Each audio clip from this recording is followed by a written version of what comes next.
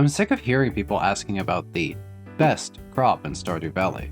What I want to know is, what's the worst, unloved, useless, forgettable plant to disgrace the soil of your farm? To find that answer, I need to analyze what useful traits exist in the game's 50 or so crops before selecting the biggest loser. Let's break it down. First, profitability. Crops make drastically different amounts of money when sold. To fairly measure this potential income, it's important to consider the length of the crop's growth cycle as well as the options available for processing or harvest for greater gains. And of course you'll have to account for the price of seeds and whether any fertilizer will make a big difference. I'll keep an eye out for particularly low-value plants. The second trait I'm measuring is convenience. This one's harder to nail down. To explain what it means, consider for a moment planting hops. If you had a bunch of these in the greenhouse, you could harvest every single day and process it into valuable pale ale. It's actually more profitable than conventionally lucrative plants like ancient fruit, which harvest once per week. Does that make hops better? No. Hops are really inconvenient. Harvesting and processing your hops is a never-ending daily chore. If you planted hundreds and hundreds of hops trying to get rich, you're going to spend hours every day tending to your fields and your kegs. Time is money, after all, and spending 7 times more time to get your money kind of hurts. Plus, pale ale takes roughly 1.5 days to process, so even if you had 1 keg for every hop plant, that's not nearly enough. You'll probably want 2 kegs per plant to play it safe, and it's pretty difficult to craft kegs by the hundreds because of the heavy resource costs. It's also not worth growing hops without enough kegs, as hops are nearly worthless when unprocessed. Hops also grow on a trellis, which physically takes up space and prevents you from walking, which doesn't just get in the way, it prevents you from planting dense fields without wasting space and leaving yourself some pathways to get around when harvesting. You could plant other crops in between the hops, but the main thing I'm illustrating here is that hops, while exceptionally profitable, basically max out on the inconvenient side of things. That's definitely a trait worth measuring when determining the worst crop. The third trait I'm going to measure is utility. Crops do much more than just sell for money. This category serves as a catch-all for any viable alternative uses for your harvest. Some plants make for excellent gifts, not only loved by specific villagers, but high-quality gifts are worth bonus friendship. Some crops aren't worth much gold, but restore unusually high energy when stacked on. There's also a bunch of niche use cases that make seemingly low-value crops suddenly really useful. Parsnips make almost no profit and are too low value to be worth processing further, but I've planted fields of 2,000 parsnips multiple times for my challenge videos because their seeds are exceptionally cheap and their growth cycle is exceptionally short, aiming not to earn money, but to speedrun from level 0 farming to level 10 over the course of 4 days. So if I'm going to determine a worst crop, I need to keep an eye out for edge cases, and find something that kinda universally sucks when it comes to gifting, cooking, restoring energy, gaining experience, or anything else I can plausibly think of. So to find our candidates for worst crop, I'll quickly go down the list of every crop in the game, skimming past anything obviously good, then I'll do a deep analysis on anything that seems kind of useless. Let's start with the spring crops. Spring crops are generally much less profitable than summer or fall. But that makes sense to me, since spring is your first season, and the game is more or less easing you in, and you can have a better spring in later seasons thanks to later acquisitions like strawberries and rhubarb. First up, parsnips. Terrible profit, but very cheap experience and useful as inexpensive loved gifts for Pam. They have a niche. Potatoes. They're your best day 1 plant for money, and useful for cooking. I think most cooking recipes in the game are genuinely a total waste of time and effort, but Dish of the Sea gives a substantial fishing boost, and is one of the easiest recipes in the game to unlock. And it's not complicated to make a bunch of these if you need help fishing. Just use a cookout kit to cook if you don't have a kitchen. Cauliflower. Slow growth cycle, but they have a much higher base value than most spring crops and make good pickles as a result. Also, Maru loves these. Green beans. Yeah, I actually can't think of a single reason to ever plant more than 1 green bean for completionist purposes. It's kinda bad.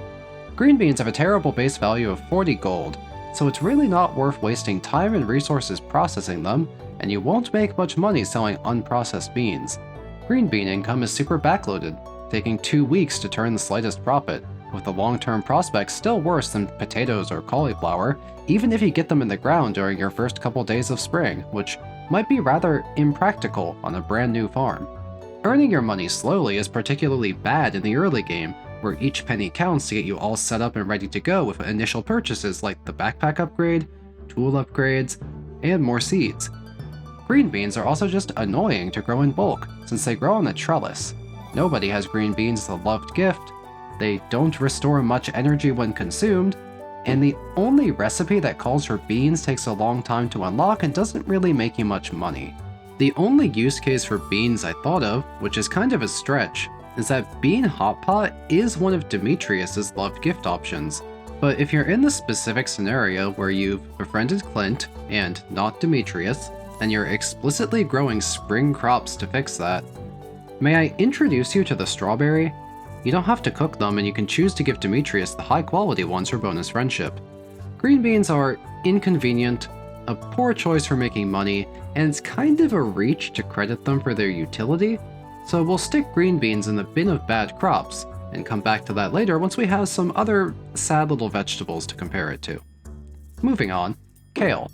The seeds are kind of expensive compared to the final product, but they're really convenient to harvest and genuinely kind of good at building up farming experience early on, giving more EXP per day of growth than other early game options like parsnips, potatoes, and cauliflower. Tulips. Not great for money, or for honey, but Evelyn loves them. That's something.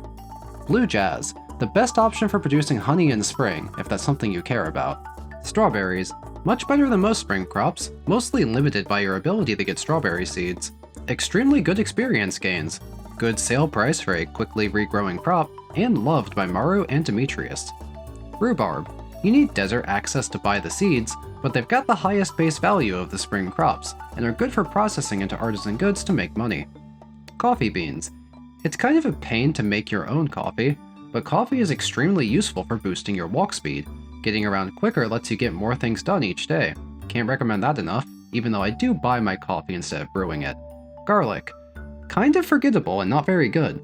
Locked to year 2 and beyond, and the profit is genuinely terrible, and short growth cycles are kind of annoying since you need to spend more time replanting seeds. I can only see garlic being useful if there's a strong use case for oil of garlic, which prevents monsters from showing up in the mines, except it doesn't work in the Skull Cavern, or the dangerous mines. I've never used it, but I'll give it a little benefit of the doubt, but it seems a bit ridiculous that it costs 10 garlic bulbs and doesn't even last all day. I'm going to disrespectfully side-eye garlic as a crop, but avoid saying anything definitive because I've never experimented with that oil. Rice. You really need to build a mill to make any money off it, and the money's nothing special, but I suppose it does water itself and grow for free without the use of sprinklers when planted near ponds or rivers. Overall, I'm really not a fan since a lack of sprinklers is an early game problem and rice shoots have poor availability until sold in the shop starting year 2. But I guess I can envision a world in which someone with very few resources to their name and a lot of water on hand might appreciate the plant and forget nature of rice. I'll just move on. Carrots. You can't buy carrot seeds normally, but they grow incredibly fast and restore a ton of energy, so there's value there as early game snacks. I've run out of spring crops. I think green beans are currently in the running for worst crops, so let's see if I can find something else in the list of summer crops. Every summer crop gets mogged by starfruit, and there's little point in planting anything else for making money, but I'll fairly evaluate each crop independently of that, as it's quite common for players to not have access to starfruit seeds from the desert in their first year. Blueberries. Very profitable and convenient if you're not yet at the late game stage where you process all your produce, as blueberries are too low value and numerous to be practical for processing outside of dehydrators. Melons. High base value that's good for making jelly or wine. Hot peppers. Low value but really good for gifting Lewis and Shane, and they regrow quickly. Corn. Quite terrible at first glance. The value proposition here is that corn stays planted for summer and fall, saving you time tilling soil and planting seeds, while producing a lot of corn over a long period. But the initial growth time of corn takes half of summer. The seeds are really expensive, and the low value of each stalk of corn takes a whole season before you even turn the slightest profit. If you want to plant regrowing crops, just do blueberries in summer and cranberries in fall. That being said, there is a little trick that flips my anti-corn agenda on its head. corn seeds cost so much money, you can triple the value of your harvest if you have any seed makers. Just throw in the corn and sell the seeds, taking a 50 gold crop into an average sale of 150 gold.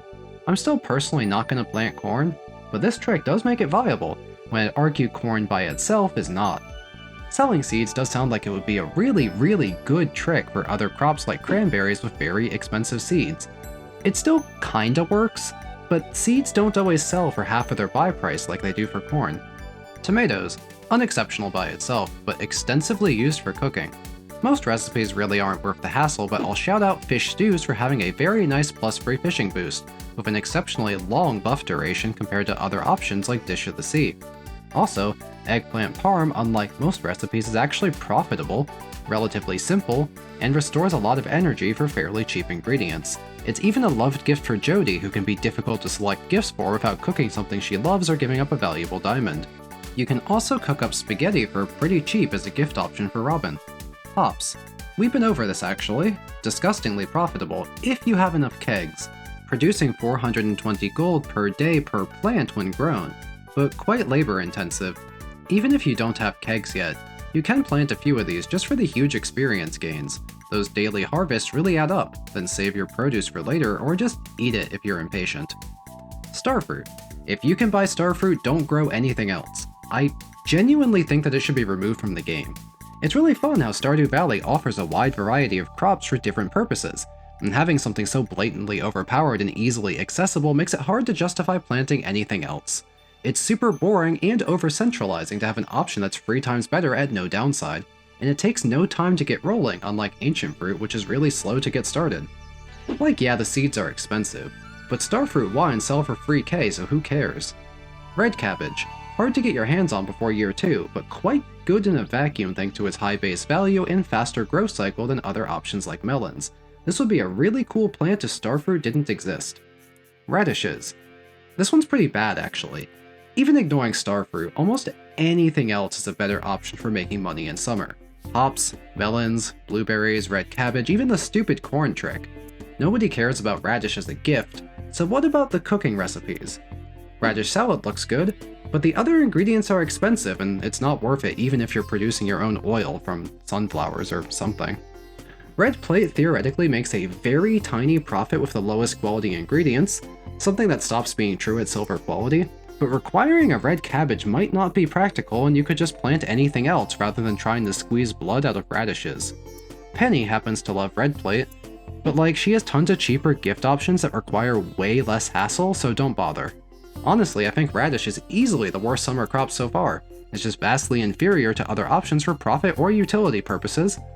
I haven't thought of a single redeeming quality of radishes, and I've tried. Let's stick this one in the bad crop spin for later and keep green beans company. Wheat. Not my favorite, but you can plant it. Dirt cheap seeds, you'll get some free hay to feed animals with, and the wheat can be processed into flour and bread, or even beer. Making your own flour and baking a ton of cheap bread to use as energy snacks isn't a terrible idea.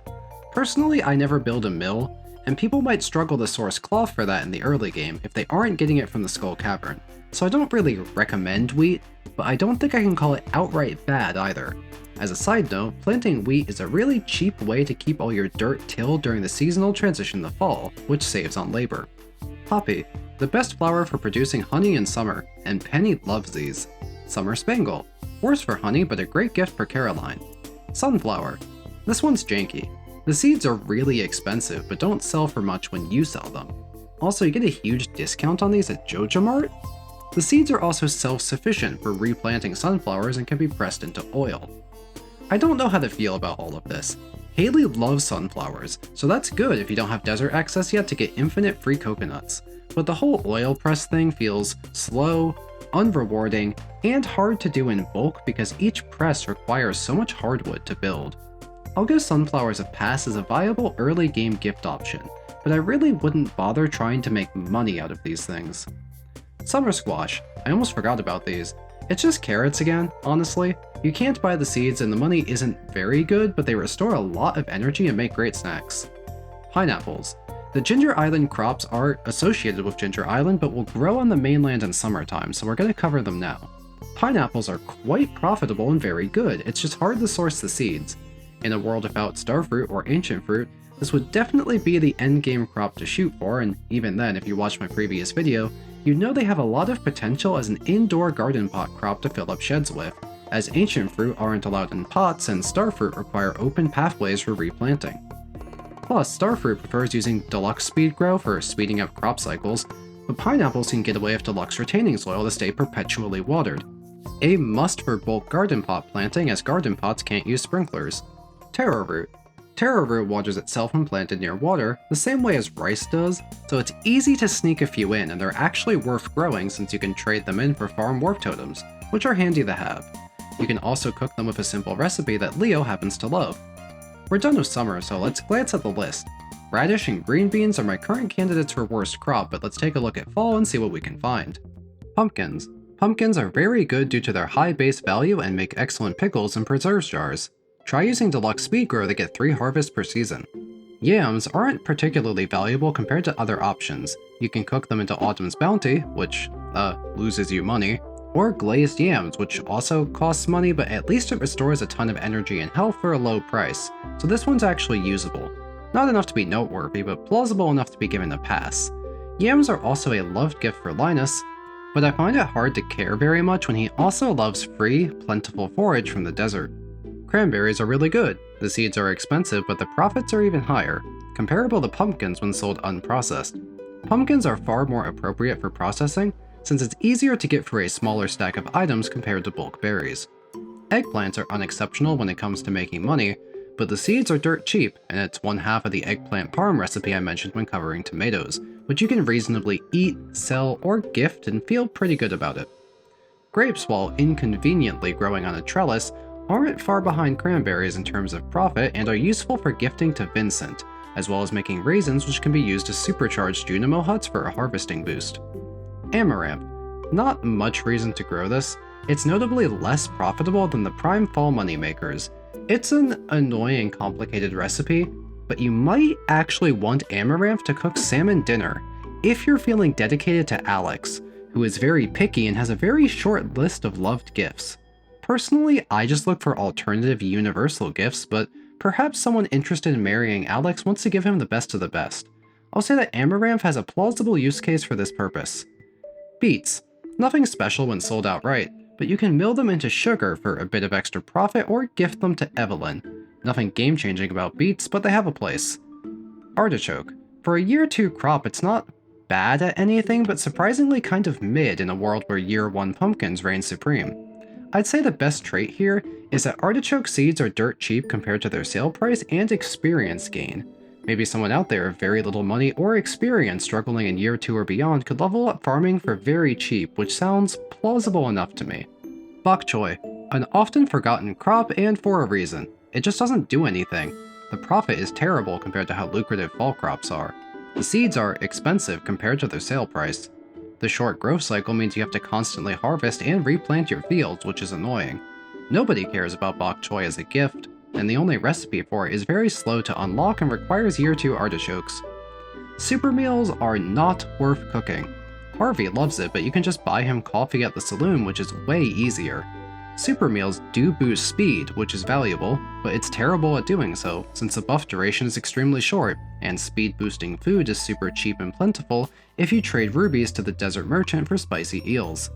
You could theoretically squeeze in bok choy at the end of a season if you mismanage your crop timeline and you don't want to plant wheat because you don't have a mill, and you don't have animals who could eat the hay.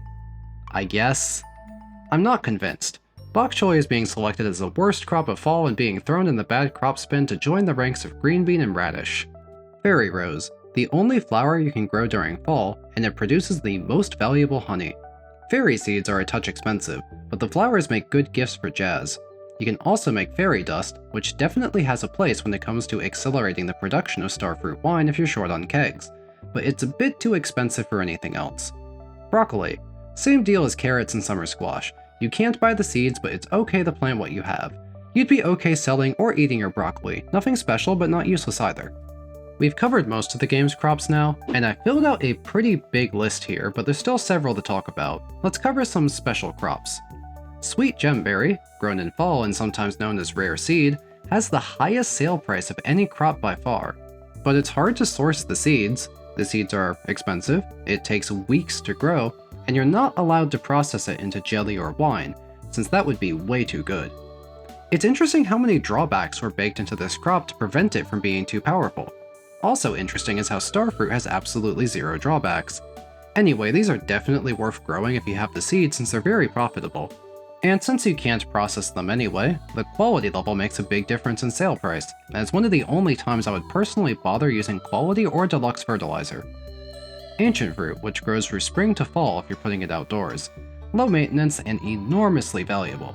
The only downside to ancient fruit is that it takes a really long time to scale up, even using the seed maker, as it takes weeks before a new plant bears its first fruit. Ancient fruits are valuable enough to never need to plant anything else ever again, but it does take a long time to get going and gives people an endgame goal to work toward.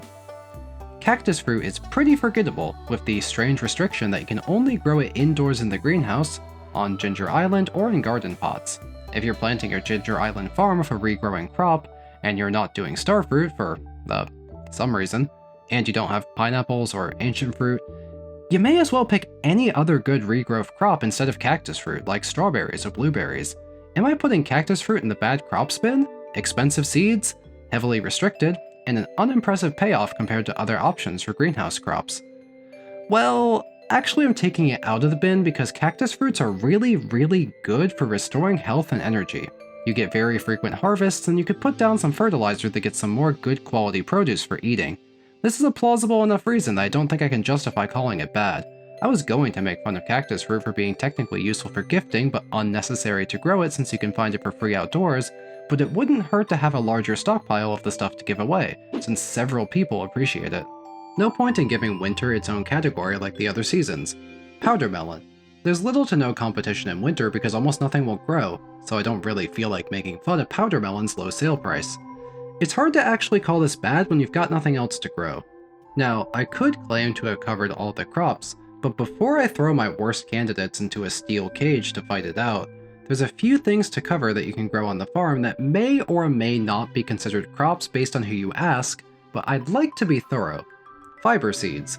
Fiber isn't a fruit or vegetable, and doesn't require watering like crops do, but it is a seed and you can farm it like crops. That said, growing bulk fiber is useful for some crafting recipes as well as constructing Junimo huts. Spring seeds. Some people would consider this to be forage, and they're not wrong, but you can grow forage like crops.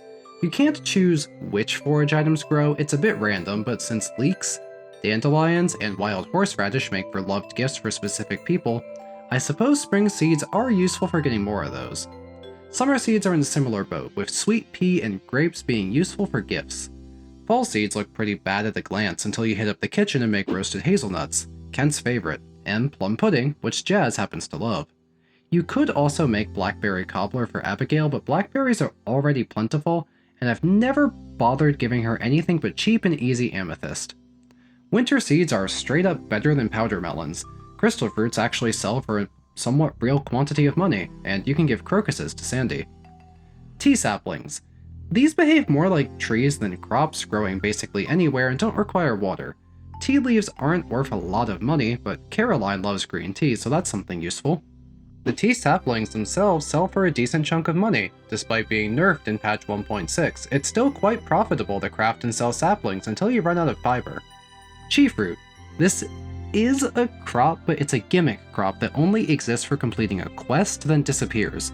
It's not meant to be used for anything else. I think we'll disqualify this one from the rankings and move on. Fruit trees.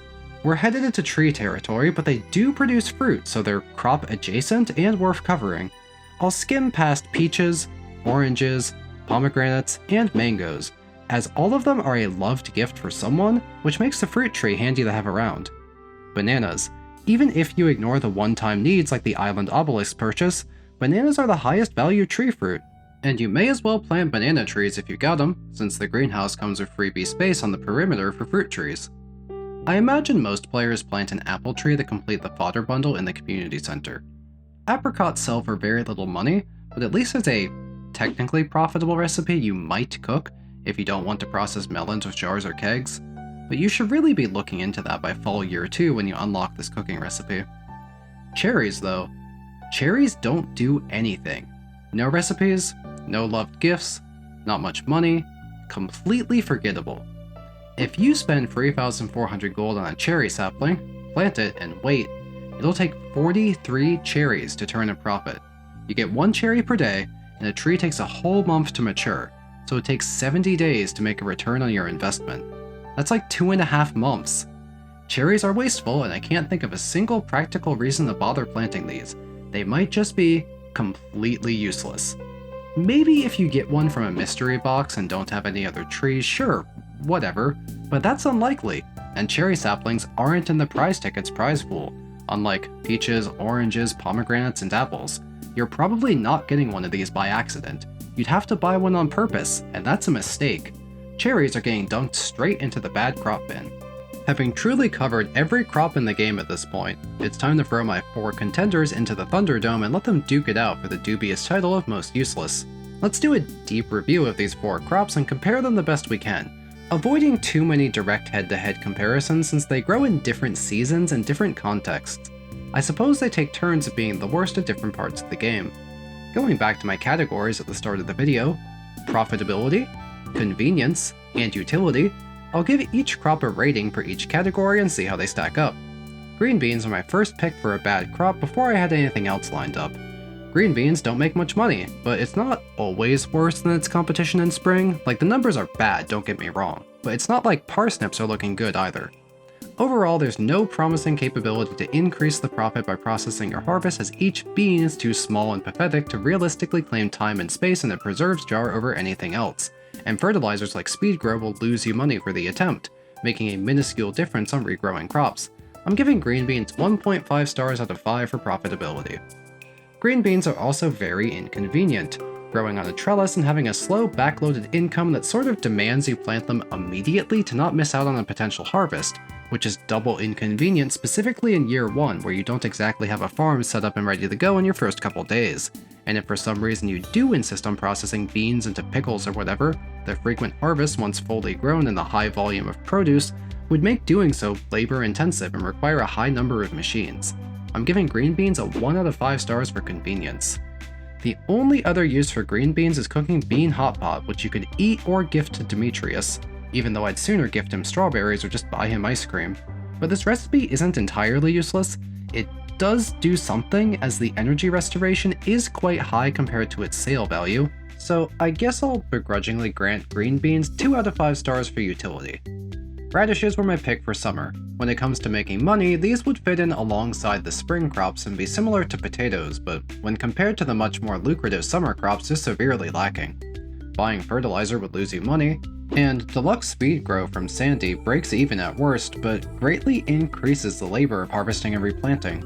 You could process your radishes in the pickles, but if you've got the jars, you should really fill them with higher value alternatives. You could do better than radishes by planting basically anything else. For being massively outclassed by the other summer crops, I'm giving radishes a 1 out of 5 stars for profitability. For convenience, radishes aren't particularly annoying, nor are they hands-off. You do have to spend time harvesting and replanting occasionally, but it's not like you have to deal with a trellis, nor does it require the constant attention of something like hops. It's fairly average. I'm giving radishes a 2.5 out of 5 stars. For utility, I suppose raw radishes aren't that bad if you need to restore energy or health, particularly the gold quality ones, but I wouldn't say it's good enough to be noteworthy. I really don't like the recipes. Radish salads call for expensive ingredients that aren't worth making yourself, and the overall payoff is too low.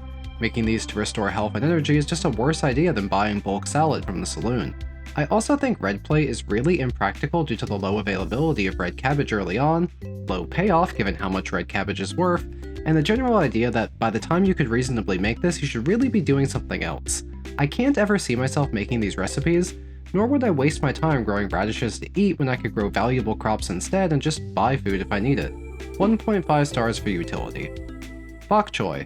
Bok choy seeds cost way too much money compared to the value of the final product. Similar to the previous crops we just covered, it's too cheap to be worth investing into either with fertilizer or processing equipment. You can get 3 extra harvests per season with speed grow, which is a net positive this time, but you'll have to harvest and replant every 3 days, a frequent chore for very little gain. As the worst fall crop for making money, I'm giving bok choy a 1 out of 5 stars for profitability. For convenience, I'm not a fan of how often you need to harvest and replant your fields with short growth crops. Frequent chores means less time to do other things, and God forbid you insist on processing bok choy for some reason, you'll be spending a lot of time and effort to process it all compared to something like pumpkins that have triple the growth time. I guess there are more annoying crops out there, so 2 out of 5 stars for convenience, I guess. Utility.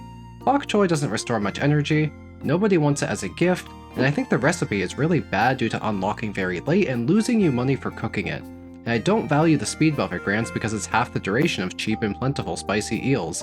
Super meals are a total waste of time. In fact, I was ready to give bok choy a 1 out of 5 for utility and move on. But I did notice something unusual. It actually grants really high experience points compared to the short growth cycle. We're talking starfruit levels of experience here. Using speed grow to get 9 harvests a season, you can earn 126 farming EXP per tile of dirt by growing bok choy there. Off the top of my head, I'm pretty sure only ancient fruit grants more experience than that. Is it actually worth doing? For me, no, I'd prioritize making money and easily hit level 10 farming regardless, but maybe there's someone out there who's super behind on farming and could actually use this method to catch up. This might be a genuine plausible reason to grow bok choy compared to any other crop in fall, and I didn't think there were any reasons until just now. 3 out of 5 stars for utility. Moving on to the last crop in the bargain bin, cherries. 1 star for profitability. As I covered previously, you need to wait 70 days before turning a profit if you're selling the cherries as is. It's a complete joke, even in the greenhouse. Once you are turning a profit, cherries barely make half as much money as the more valuable fruit trees, so they're still bad. Convenience. Fruit trees are not convenient. They take a million years to grow, require your attention to harvest every few days, and need to be treated like a special princess as a sapling, demanding a ring of empty space surrounding the tree, taking up 9 times as many tiles as they should. Outside of the few spots of free space on the edge of the greenhouse, the only strong point in favor of fruit trees is that you can plant them on grass where you can't grow crops. But planting fruit trees outdoors is a truly terrible idea, as you can only harvest for a quarter of the year, and they do nothing for the other 3 months. Planting on grass also does not work on Ginger Island, which would make for an excellent greenhouse-style space for year-round harvest. Due to their various restrictions and annoyances, I'm going to grant 1 star for convenience. Utility. There is none. Like actually none. No recipes, no loved gifts, they don't grant experience points, they don't do anything. Makes a mediocre snack. 1 out of 5 stars.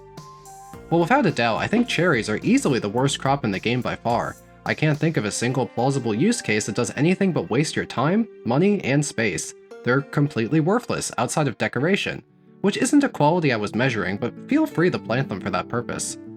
If you feel like fruit trees don't count as a crop, the same way that putting seeds into soil is, we've got a healthy list of runner-ups that we can happily crown as the worst crop of their respective growing seasons. I did all of this writing and research in a sort of hyper-fixated fever dream over a day and a half, so I hope you found this analysis even half as interesting as I did. If you want me to deep dive any other niche topics, let me know what you'd find interesting down in the comments. Also, subscribe or something? Cheers.